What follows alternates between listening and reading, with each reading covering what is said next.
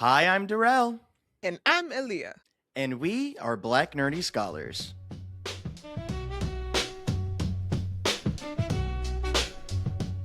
Girl, it is bright as hell over there. You good? For now. The sun really peeking through that hoe. Yeah, it's hot. It's like 88. But honestly, it's not as hot. It doesn't feel as hot as I was expecting. Maybe because it's been pretty cool outside of today. All right, okay, I'm gonna need you to walk through the math on that. It's really hot today, but not as hot you were expecting because it's been cool, but it's been hot. Well, I don't know, because, since it's weird because it's a desert, so it's like the hot is really hot. Sure. I think it's really cold at night. So I guess like versus how it would be in the summer where it's like hot as a bitch and it's not really cooling off as much. Sure. Night. Katy Perry, Hot and Cold, 2006. Yeah. Actually, I don't know. I actually don't know if that's 2006. We'll say it is. Yeah, because Katy isn't she dating the former Prime Minister of Canada? Yeah, she's dating Justin Trudeau. Yeah. Famous Canadian Prime Minister, apologist of Indigenous genocide and blackfacer Justin Trudeau. Oh, I was close. It's 2008. Okay. Because the real important thing. She posted this meme on her Insta, and it was like Hello Kitty in bed, and the caption, the words on the were like, "Waiting for my boyfriend to finish with his big business stuff." Not his big business stuff. Yes, thanks. so I can see him. Me when I'm involved in Canadian politics. Big business stuff. How you been? I've been pretty good, just figuring out school stuff because I need to wrap this up. Actually, we had like a pre-strike kind of, or like a protest kind of thing, because we might have to go on strike since the UCOP is fucking with our contracts. But I was at the strike. I think a strike is brewing over here, but I also just had it. We just had a strike like 3 years ago, 4 years ago. Yeah. But I was at the strike and I'm like, I don't know I've never seen any of these people before. And that was my sign that I need to graduate. Yeah. If anyone doesn't know, like, graduate students go on strike pretty regularly. Like, of the jobs that are currently jobs and available, grad student probably is one of the highest strike percentages. Colleges love fucking with your money. They love that. They want slaves so bad.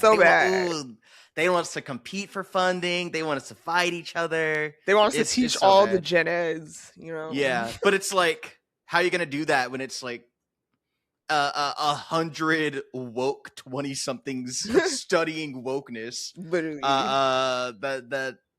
And also kissing each other and stuff, right? Like, you can't fuck with the money. It's also hard. Well, I guess you can. They've gotten away with it a lot. How are you going to stop me from not doing teaching class? Yeah. I'm totally not going to do that. Like, wait, I said that wrong. No, I totally would do that. Like, that sounds fun right now to me. Not teaching class. Like, you don't want to fuck with me, university. Yeah. I don't want to be here. Just give me an excuse to do nothing. I swear to God. Pull the trigger. What is it? It reminds me of Rush Hour. Like push the goddamn button. Yeah. Good shit. Yes. I've been good. Yeah. There were 2.5 days of warm-ish weather and sun. Okay. And for some reason, I wasn't depressed anymore. Isn't that weird? How when the sun comes out and I can go outside and convene with nature and it isn't foggy and cloudy and rainy. Gosh. I'm suddenly I'm not depressed no more. I've been delivered. I swear. But now it's cold again. Is that why British people, they feel like sometimes their vibe feels a little lower because they don't have no sun? Yeah, what's up with British people? They don't have no sun. Yeah. Like, that's why they colonized the world. Yes, I was watching Love Island and they had I love colonialism to Love Island pipeline. Yeah, go ahead. And this isn't really common, but this year they decided to have American contestants for the portion where they're supposed to meet other islanders that aren't part of the house. And one of the American guys was oh, what do you guys barbecue and stuff? And the British guy was like, well, we don't have any sun, mate, so we don't really barbecue. He was like, damn. Sure. And I'm like, damn. Whoa, culture. That's why they're sad. I was pretty preoccupied thinking of a really bad joke where it's like Love Island : UK : the colonies. Right? Wait. Having Americans on the UK version of the show.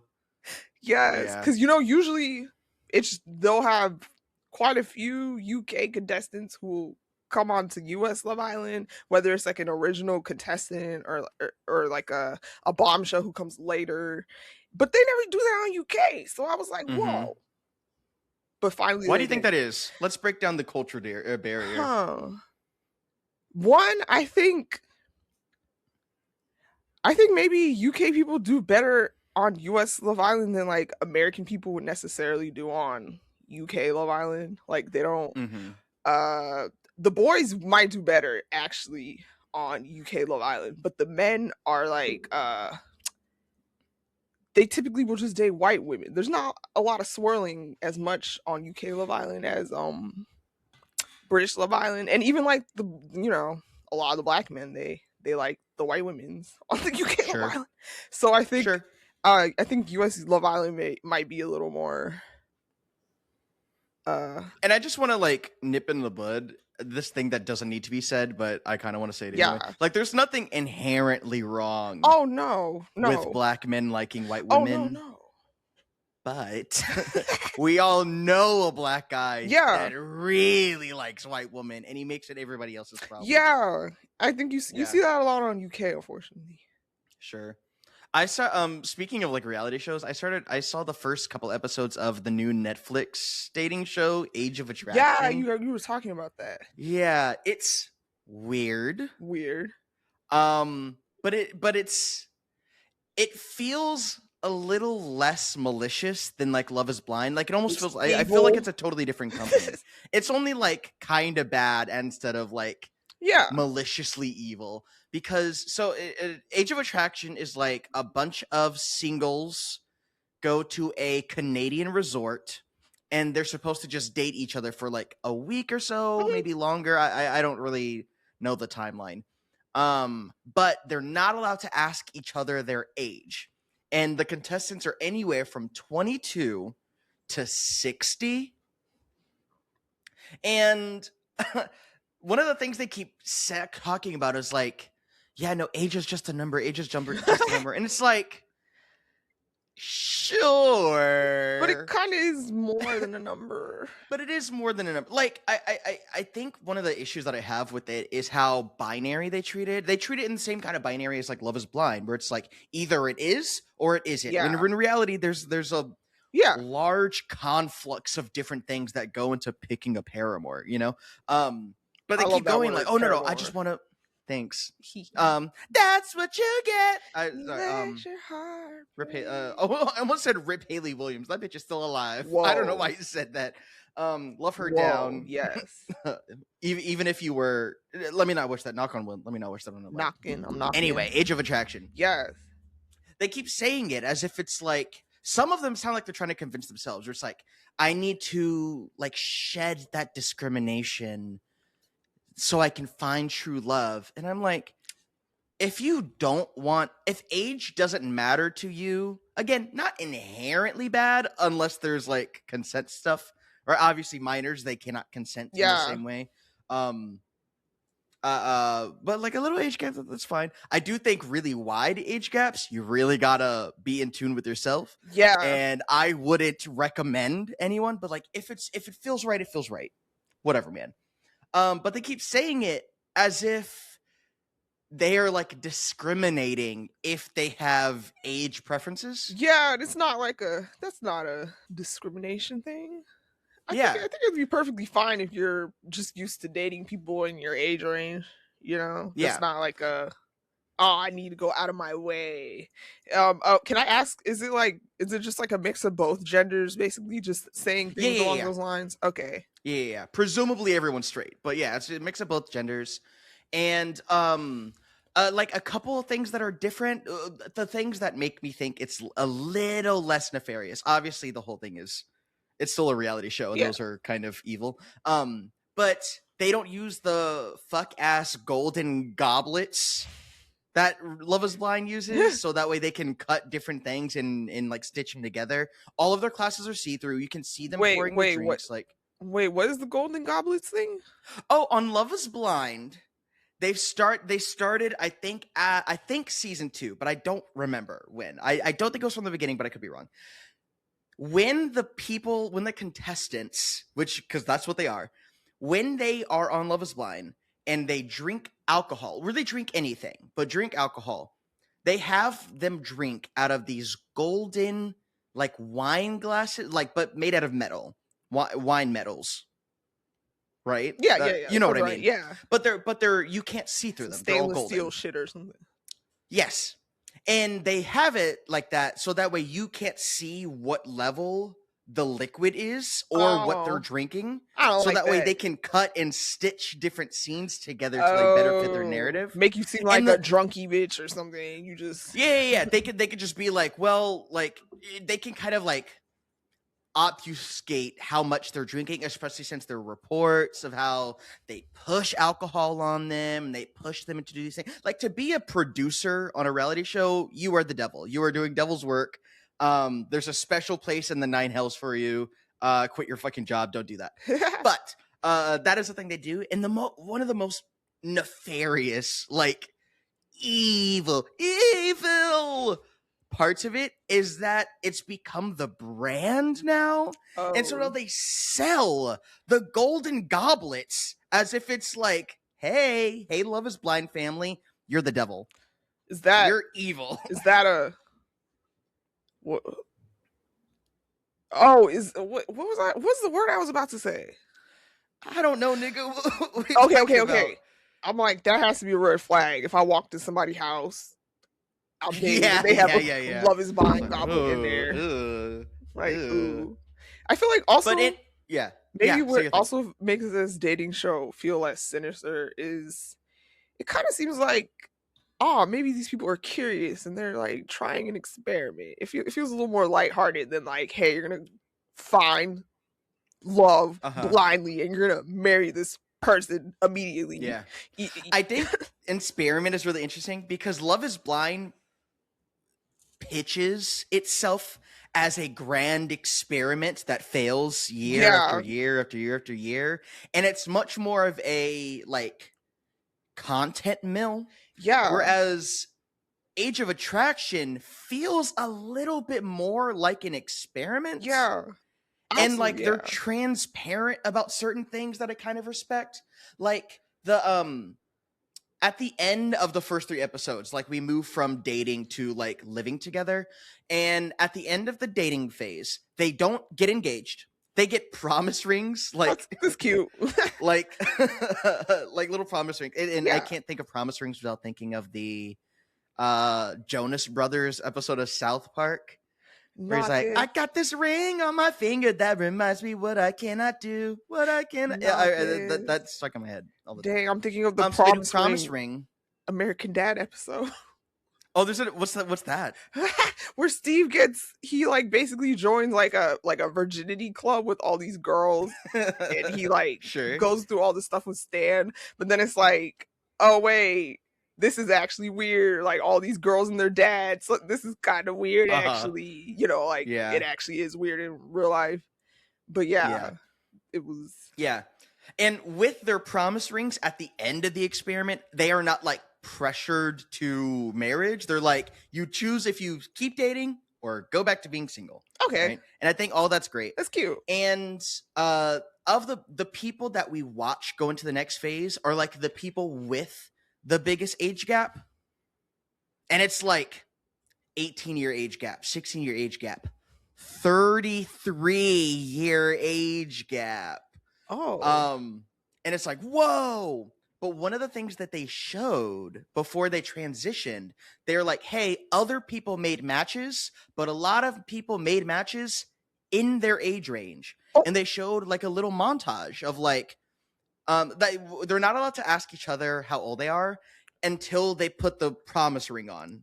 They're like purity ring on. And so it showed a couple of couples putting the ring on and then like saying, oh, I'm 35. Oh, I'm 38. Oh, I'm 44. I'm 47. Right? I'm 28, I'm 23, and it's like people that are in the same stage of life that kind of just gravitate toward each other. Yeah, because of course. Because you know what? When I think of Love Is Blind, I think about how maybe like the first few seasons, it's giving experiment a little bit. But at what point is this just a humiliation ritual specifically for the women? Because I feel like for Love Is Blind, you'll go through this whole thing with this guy, and he'll be like, "Actually, I don't like brunettes. I like blondes. Like, why did you come on the show?" Yeah. You're so. It's like, hey, bud. It sounds like love isn't blind. It's almost like, and that's okay. And that's fine. It's almost like love, and all emotions, including love or just affection, are complicated. Yeah. And sometimes they're affected by things that we have socially deemed superficial. Sometimes a bad bitch is a bad bitch, and you don't like her afterwards. I think one of those dudes, I don't know. He seems especially bad. I heard a lot about a Chris or something. Chris! Oh my god, he's the worst. First of all, he's paired with like this. She's very beautiful. She's very kind. Sure. She's a doctor. She's a working out girl. Working out girly. Working out girly. Sure, like a girly.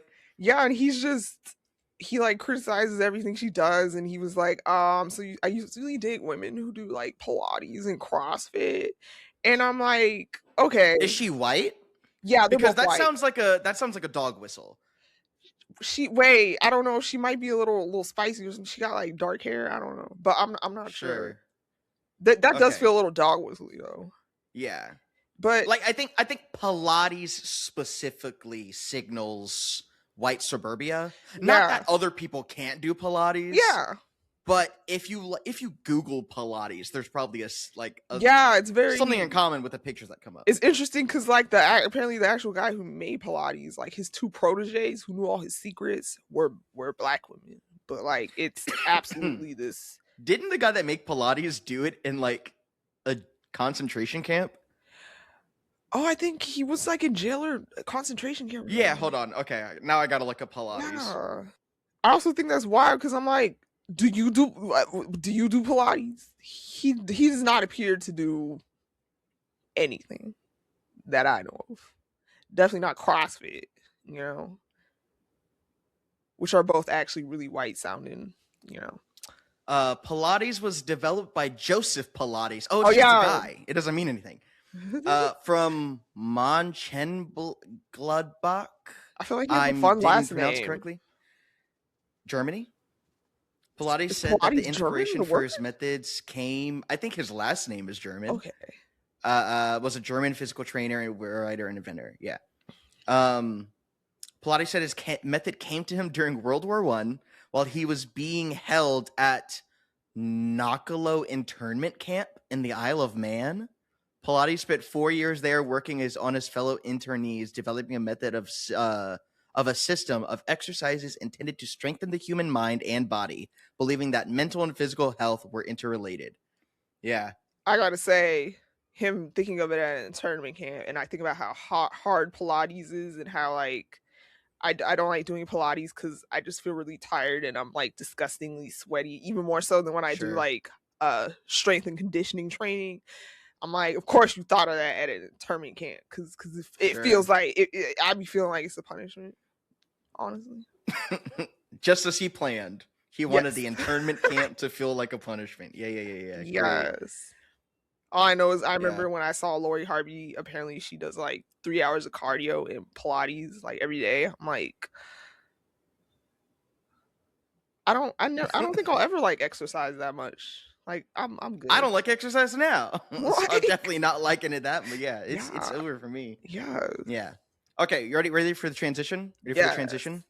Lori Harvey. Hold on, give me a second. Wait. Lori Harvey. Michael B. Celebrity. Oh wait, where are you going? Okay, hold on. We'll go segue for segue in a second. Continue. Okay. All right, we're doing a show. We're doing a show for entertainment. Lori Harvey, black woman celebrity, Rihanna was shot. Yes. All right, do yours. Oh, I thought we were gonna talk. I thought we were gonna do Lori Harvey, Michael B. Jordan. The Oscars are coming up. Oh no, we'll talk about the Oscars. Yeah, we can talk about after. Heads up, guys. We're gonna talk about the Oscars later. But yeah, so Rihanna. What was the news thing with Rihanna? She was like shot at, or her house was broken into, or something. This woman flew to California from Florida to shoot up her house, I guess. But Florida woman shoots up Rihanna's she house? just got her a blick in California. And damn. But my thing is, she's been like saying wild stuff about Rihanna and other celebrities for a long time. Like, she's been posting videos of herself talking about how like, Rihanna like stole her life or something, and like God would like punish her and all this. And so she was like tapped. Yeah, like I truly affected. Think it's giving Future insanity plea is what the vibe I'm getting. Mm-hmm. And I just think about how like you see like stan accounts saying things like this on an everyday basis. And I think we're just so used to conditioning as like, these are just people who are just saying things on the internet, blah, blah, blah. Whoa. In one X post, Ortiz wrote, quote, "Are you there? ? Say something to me directly instead of sneaking around like you were talking to me where I'm not." In reference to Rihanna, like as if Rihanna was in her ear. Yeah. Okay, so what is there a term that already exists besides just psychosis? I wonder, because do you remember that guy who thought Taylor Swift... Parasocial psychosis? Yes, you remember that guy who thought Taylor Swift was like writing songs to him and like looking at him at concerts, and then he shot up the Waffle House in Atlanta? No, I haven't heard of that at all. Oh wow, I remember a few years ago there was like a shooting at a Waffle House in Atlanta, I believe, and it turned out this guy, had problems for a while. He was convinced like Taylor Swift was like secretly in love with him and writing him songs, and like he decided this, I guess, at a concert of hers. He was like, "Oh yeah, I could tell she's singing to me." Yeah, April 22nd of 2018, mass shooting occurred at a Waffle House where 29-year-old Travis Jeffrey Reinking fatally shot 4 people with an A20. I don't remember this at all. Yeah. Okay. Nashville shooting sounds more correct. Oops. Did I have the state wrong? No. What did you say? Atlanta. Oops. Oh no, this was Tennessee. Nashville, Tennessee. Okay, yeah. Yes. But according to Wikipedia, and I'll try to see where they pulled the source from. Apparently he was schizophrenic. Pulled this from the Tennessean, that I won't be able to see fully because of all the ads and stuff like that. Yeah, apparently they pled insanity because he had schizophrenia. He wasn't taking schizophrenia. He wasn't taking medication for his schizophrenia. He thought Taylor Swift was stalking him. Specifically. Wow. Yeah. Okay. So here, my thing is, we don't know that this Rihanna case is the same as that. Yeah. Which, I mean, obviously, I think to someone who doesn't give a shit about nuance and just wants to jump straight to the ableism that leaks around, or that skulks around the corners of whatever this conversation is, it's like, oh, well, they're both crazy. And I really want to do the due diligence, not to just, these are sick people that unfortunately had access to firearms in a country that loves firearms more than it loves its people. For sure. It's like, it's kind of sad because you see all these posts she's making, and it's like, oh, there's like no one really like, or maybe there are people around her, but like she's just, it just feels like a cry. It's like, oh, no one helped you over all those, while you're posting all these things, and but yeah, I do hope she can get help and stuff now. I also want to say, like, as we keep talking about it, like, you and I are not medical professionals. Yeah, for sure. We've either had or go to therapy, and that is the extent, and that is not licensing. That is not, this is purely like what I want to do is look at this from a narrative standpoint and the grand scheme of like the story of the 2020s. Because while that woman that person that attempted murdered Rihanna might have something specific and diagnosable. As a person that is looking at stories, the story of a character doing this does seem to coincide with a lot of the other psychoses that are happening, Mm-hmm. right? Like, I mean, first, most immediately, AI psychosis is still very prevalent. Yeah, like these are things that are conditional upon this age of the internet existing and this interconnectedness. I think we have like those are like prerequisites to, I think, even seeing something like this, or seeing like coming to, or um drawing all these conclusions about Rihanna. These are or like that Rihanna and her have like this sort of connection and whatnot. I feel like it's interesting how in the age of like parasocial internet, I feel like new things are happening with people. Yeah. Inside. And I'm obviously, like, religious psychosis has always been an issue. Oh yeah, for sure. And I don't have the support to say that it's more, or like, worse or better in recent years, but I know it's still going. And I think it's the easy thing to do is blame COVID. Oh yeah, but religious cycles, I mean, damn, we gotta take it back to to Christ. Okay, not to Christ. I mean, but yeah, kind of. Yeah.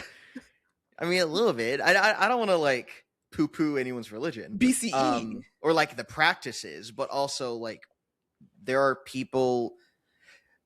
Religion and generative AI are shaping the realities of people who have been systematically isolated, doubly so during COVID and quarantine, to the point where there is a schism between what is felt and what is real. Again, not a psychiatrist, not a therapist, not a psychoanalyst, any of that.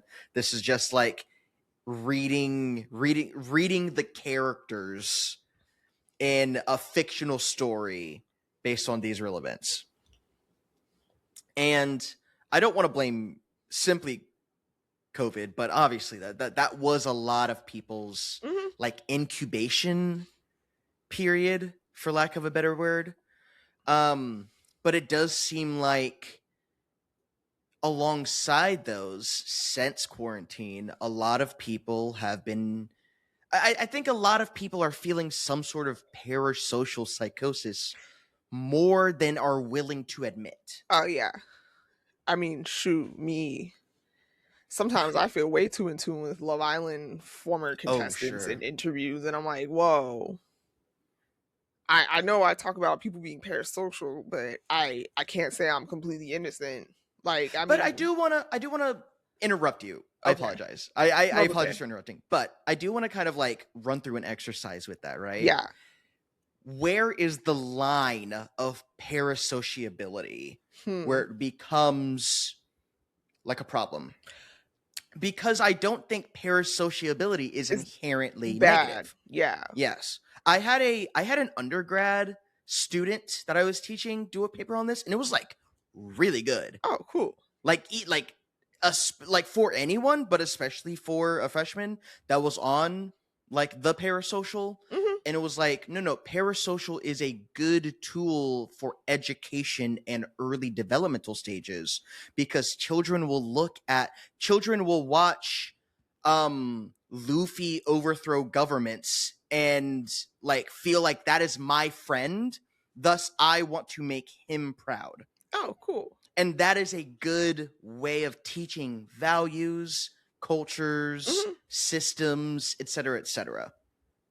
So clearly that is one end. That is one end of parasociability, right? Can you describe then what happens as we move towards whatever we're going to deem as the line? Okay. I feel like emphasized in the parasocial you discussed and with children and whatnot, um, there seems to be like uh, a benefit to these value them getting exposed to value systems and just uh good behaviors or whatever from like a young age and whatnot. And kids are like hell impressionable, so being having someone model these Mm-hmm. parasocially is super important. I I feel like maybe the reason for doing so maybe kind of, or like the what you're getting out of it maybe changes, Sure. uh at least when I think of how I engage with like Love Island, and I'm like, oh, I follow certain islanders because I like the personality, their hide. I look at their content, like like their post on Mm-hmm. Instagram, might drop like a yes bitch like in the Yeah. comments. I think So yes, finish your thought. Finish your thought. I think it's very, I don't want to say vain, but it's kind of like, I think like a surface level parasocial. Like I'm not, Sure. yeah, I think trying to like that first shift away yeah, from healthy parasociability is what is reaped from it, where a child yeah, can learn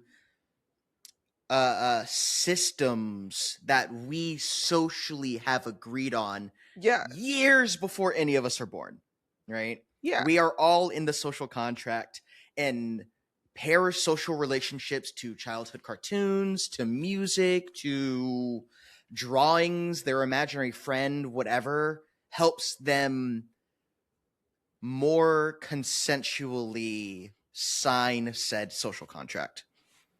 Okay. So then are you saying, or I guess what then are you saying, are we reaping like if you were with you with Love Island, right? yeah. If that is the next step, what then are you reaping from feeling a parasocial connection to these people that do not know you exist? I I was trying to find a word for it because I think at the root of it, it's like what you get out of engaging with people you admire to a degree, which I don't want to Hmm. sound like I'm glazing nobody, but I don't know how better to like I'm put it. not dick riding or nothing. Yeah, because I feel like I even think of how we talked about with making content, how you don't want to Hmm. necessarily like pigeonhole yourself into like one specific thing, because then like people will, like expect that of you and even be like, hey, Hmm. like I want this from this. So I'm trying to like find the line between like where you admire someone and then when you kind of like Hmm. start having demands and expectations, which I don't think having expectations are bad, but I think when you like it gets to a point. Like I even think when I saw this girl, she was trying on, just more moisturizing lip gloss, and someone in the comments was like, "Normalize doing a lip scrub before you put on lipstick," or like, like, Hmm. uh, when you make. Does that make Could sense? you say then that a healthy parasociability feeds practices into a community Yeah, where that next step is it feeds practices individually or individualistically? yeah, Like me enjoying Love Island is not to like I'm not going to Love Island and going, now I am a better partner and dater of other yeah, people, right? It doesn't fold back into the community. It is purely for one's own edification of yeah, like these are the traits of me that I see, thus I like, or these are the traits that are not of me that I don't like, or other combinations of those words. yeah. I think it's that, definitely that to a degree. I also think maybe there's Hmm. like a social aspect of like, would I really be watching Love Island if like nobody I knew ever watched Love Island, if that makes sense. So Hmm. I do think there's like a not a FOMO itch that it scratches, but kind of in a Hmm. in a way. So I think it's like, but also that I feel like Yeah. now I'm removing myself. Like that's almost like the act of watching TV and how we, how we, even though we're watching things individually, how we engage with it socially amongst each other. But because I do think that, like, even at that stage of parasocial relationships, it's still not inherently like it's not bad. It is like there is like it's like that yellow where like there's a caution light where it's like, hey, don't forget you are an individual, they are an individual. That individual doesn't know you, and you're free to make your own decisions and choices and have your own interests outside of what this idea of this real life person performs in your head, right? Because it's like at this stage that's kind of how you get into like fandom culture. I've sure seen some things as someone who towed the line of like the supernatural fandom, and you see how in like these shows that the parasocialness gets to the point where it starts affecting like the actors in real life and stuff. Like I feel like I can think of multiple moments that has happened on like TV shows or people's in movies. Would you say that practice is a different stage, or is this all in the same of like if there's like educational parasociability, then it's identity formation parasociability? Is this a different thing? Is this different than identity formation? I was gonna say yes, but then I'm like, actually, I don't really know, because I'm not actually sure about that, because I think of, okay, these people who are losing it, or boom arm, are you okay? But yeah, these people who are wilding out in the fandom spaces, at least I remember when I was younger, a lot of us were young and, you know, we're discovering our interests and like how we engage with things. So I do feel like, not that everyone who engages with like fandom stuff is young, but I do think there's like a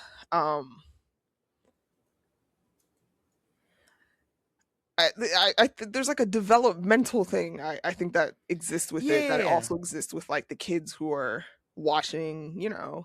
I think the thing that you're circling is that like that individual, that identity formation parasociability does not then, at least not by itself, tailor the way a person interacts with other people. Where it's like once you start pushing into what I agree, it felt like there is a difference, but I couldn't articulate it. It feels like once you push into this third stage, that parasocial relationship has now taken up a certain amount of space. That feels like the difference. Where it's like, I love a hypothetical like I have friends that like really like Taylor Swift. Same. And that no tea, no shade. This isn't any kind of judgment of that. But it's like they love Taylor Swift. I have it's a like Swiftie friend. This is a part of my life. This is a they part be getting of all the albums and stuff and the records and things. They see her in concert 4 or 5 times a tour, which is like $1,000. Yes, bitch. Yes. Okay. A band. Holy shit. But I digress. That is like, there's nothing wrong with, I don't think there's anything inherently wrong with feeling all those things, as long as you understand that this is a me thing. Kind of like bringing it to the lady with the rubber bands. It's like, it doesn't have to make sense to you. It only has to make sense to me. Fine. Great. Good. You have used Taylor Swift to identify yourself. But then once you start upholding this parasocial relationship above and antagonistically against other relationships, well, like, what would we call that? Ooh, it's something pedestal-y. It's something it's when you like elevation of the person to the point they're like,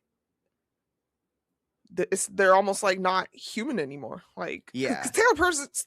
Taylor Person. Did you catch that new Taylor Person album? That sounds like a country song now. Like Taylor Person. She's a person, but it's almost like when a lot of people, when this like super stans talk about her, she's no longer a person. I'm gonna throw a real fancy word because I like feeling smarter than people. Like it's like apotheotic.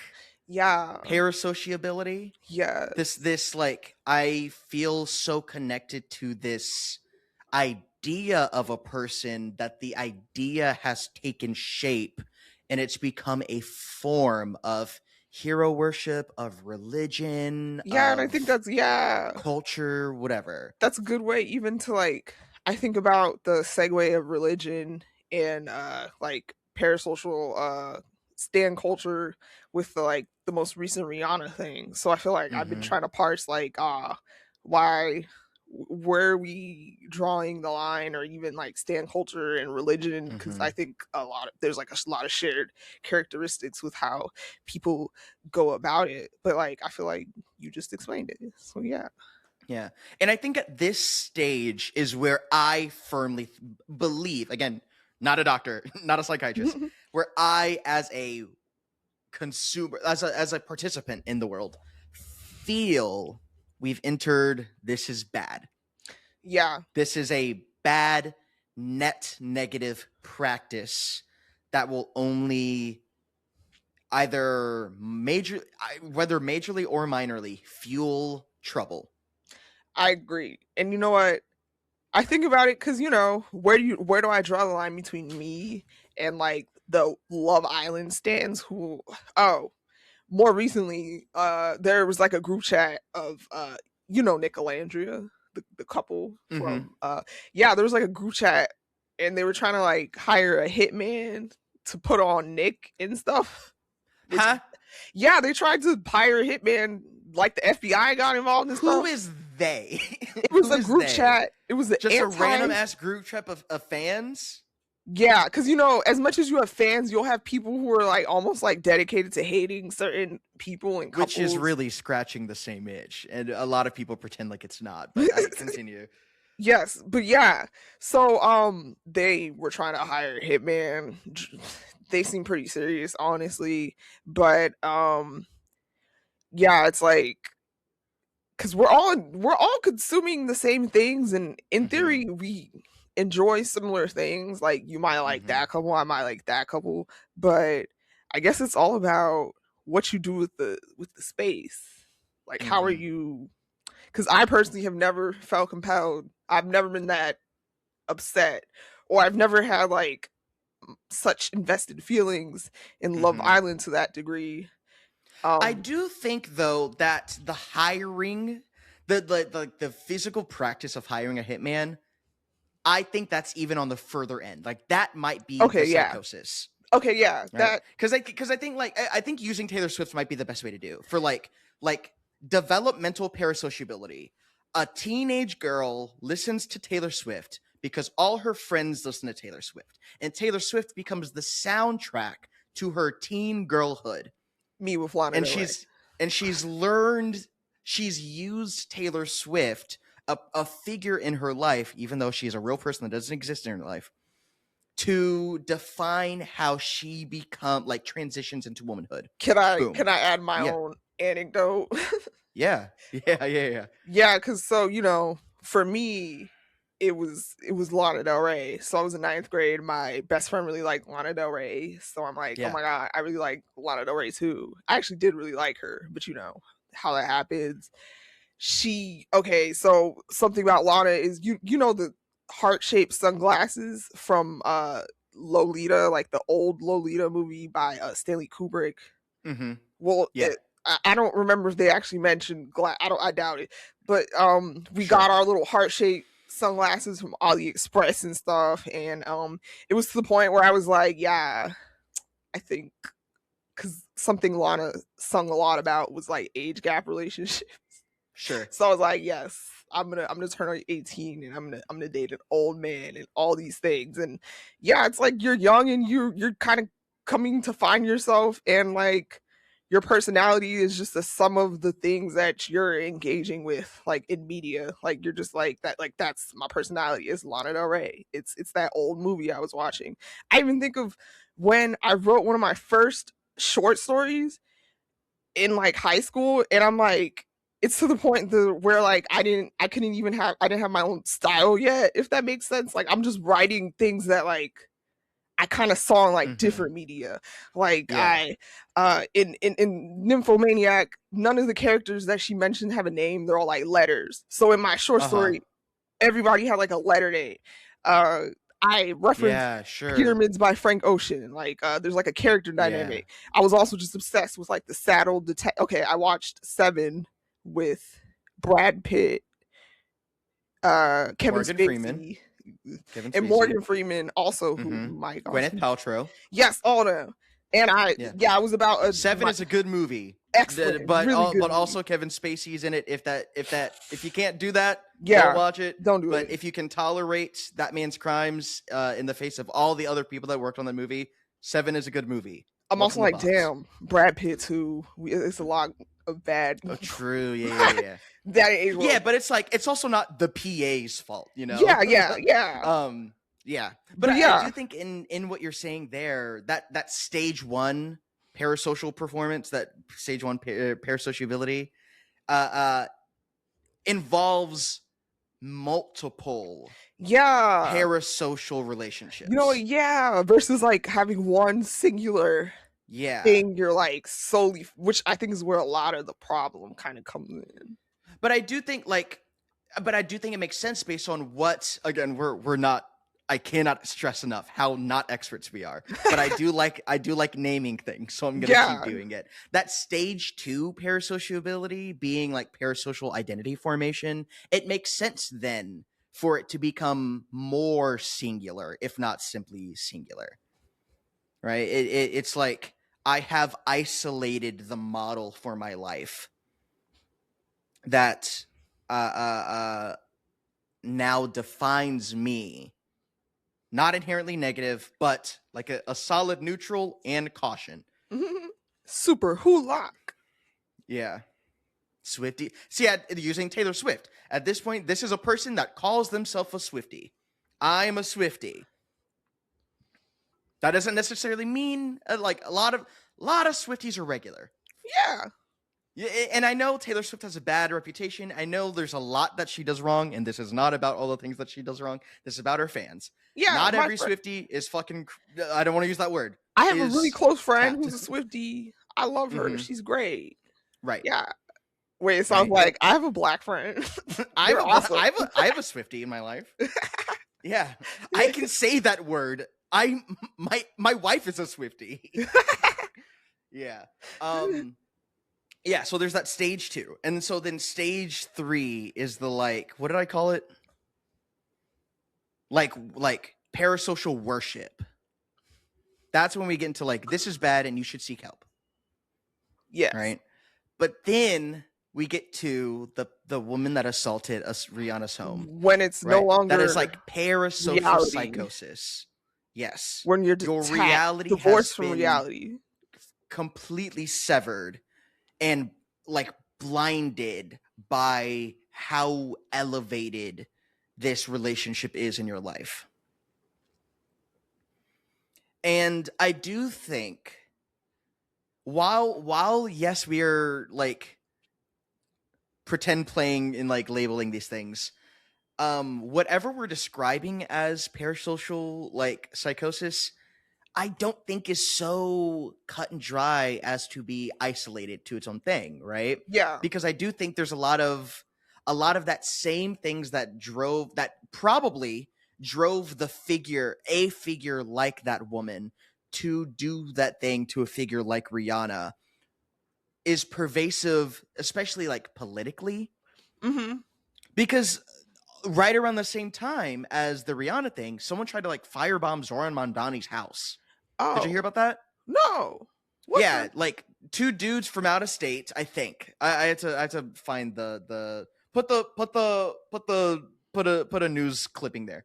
Like 2 dudes, I think from out of state, drove to New York to try to explicitly firebomb Zoran Mondani. And I think it's harder to like make the case that those 2 are the same, because I do think political violence has like, it's more, for lack of a better term, acceptable. Where it's kind of like, well, of course they would firebomb. They think that person is actively like killing and terrorizing people. Of course they see themselves as a hero, whereas a person going to shoot up Rihanna isn't saving the world. But They said no more makeup is there I'm sure there's research on this that I haven't done. I'm willing to bet that those inclinations are not so different. I agree. I fully agree. And that's not to say that I'm against political violence fully. Like, violence is bad. Don't get me wrong. Violence isn't good. And it also gets a lot of stuff done. What Malcolm X But said, I'm not saying to do or not do anything. by any means necessary. That's not me In Minecraft. violence. In Minecraft. Guys. Yes. But it does feel like whatever plane we're working on, this is happening on the same plane. There is a connection because I guess my question is, what is to stop someone who is parasocially bound to a celebrity from also feeling that way for a politician, especially with the way that news has shifted, right? And news is about social media now. It is about clips and TikToks and rage bait and rage bait and rage bait. It is about For You pages. Yeah. I think the line between celebrity and politician is just not as divided. It's just kind of gone now. Even with like Gavin Newsom, how he engages on social media, it's very much like he's like a celebrity. He's like a shit poster. She's shit posted, which is crazy. But I guess like I don't like. Obviously, this did not start with Donald Trump. Whether you like it or not, Donald Trump is a symptom of a fester that has been like building for years. That I'm sure if I had the time and your attention, I could connect back to slavery. Oh, you probably could. This isn't about that. A lot of people voted for Donald Trump because he's a shit poster. It was niggas voting for Harambe. Like, I feel like I remember that. I forgot about that. They did. Do the kids remember Harambe? Oh, I wonder. Did Harambe age out of the zeitgeist or out of the like cultural knowledge? He might have really, yeah. If anyone needs a reminder, Harambe was a big gorilla, where I think a baby was like accidentally like held over the railing of the zoo exhibit. I'm like, it's kind of wild, not to victim blame, but how your baby get in the exhibit? If you didn't want to get grabbed by a gorilla, you shouldn't have worn that, slut. Yeah. Victim blame. Baby. Maybe you don't hold your baby over the railing. But like a baby fell into the exhibit and then the gorilla walked up to it.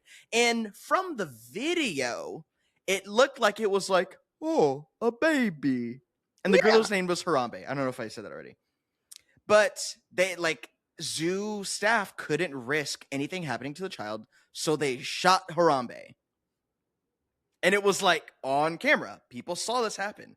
And then it dominated the cultural zeitgeist for a solid year at minimum.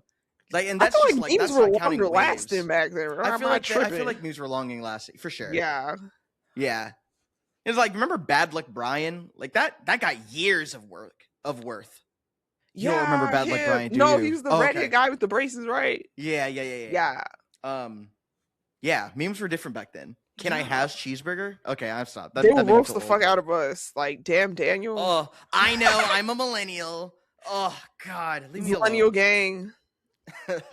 Why were we talking about Harambe? People voted for Harambe. Yes. Yeah, like. So that kind of relationship to politics as this TV show has only been exacerbated, especially since like the TikTokification of it all, right?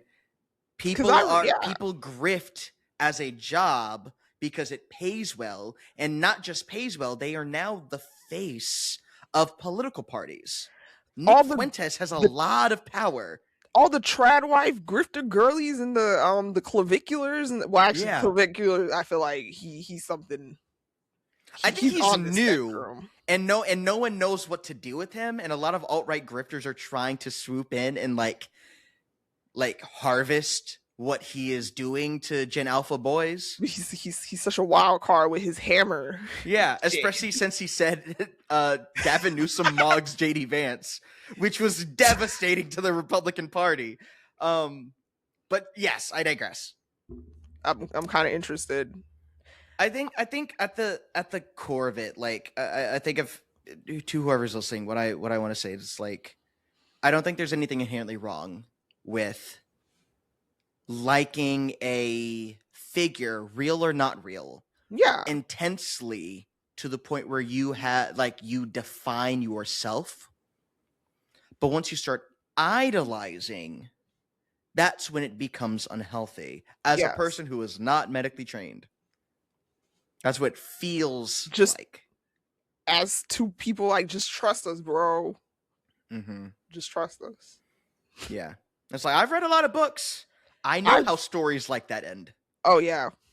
It's not good. It's not good. In fact, I would say that's like an element in most thrillers. A lot of thrillers is obsession never ends. The obsession. I know the dark romance girlies, they want you to think otherwise. That obsession could be like romantic or, flattering or all. No, the fuck it's not. Yeah. I agree. Yeah. I hope all the people that are in those latter stages of parasociability get help, put the phone down, go outside, go for a walk. Don't be listening call your parents.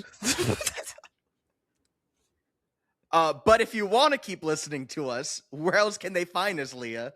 You can find us on any site that has podcasts, all the standard ones. You can also find us on TikTok. But most of all, you can find our beautiful faces on YouTube. Oh, I do post videos on Spotify if you're interested in watching the video Spotify podcast. Totally check that out. We are also on Patreon for $5 a month, where you get access to our after show office hours. We're a little bit riskier, a little bit looser, consume a little legal substance, and just have a I fucked that up. Pretend I got that right the first time. Have a good time on the pod after the pod. And here's a little sneak peek just for you listeners right here. And then whatever I was watching gets interrupted by breaking news. And I was like, whoa. And it was like Michael Jackson being rushed to the hospital on a suspected OD or whatever it is. And I was like, what? And I watched the news report update in real time as he passed away in the car on the way to the hospital. Oh my goodness. And I was like, I killed Michael Jackson by staying home. No! You killed Michael Jackson! Oh my God! Killed the King of Pop! Fuck! No! So if you can afford $5 a month, go and send us that way. We are going to be upping the things that we're doing. Please stick around to find out. Going to be doing longer projects. Good stuff is coming. Until then, stay black, stay nerdy, and read books. Please read. Read books. Read books about AI and its harms. Read books about religious psychosis and its harms. Books. Yeah, she's gonna team up with the demon and kill the whole town. Yay. Oh.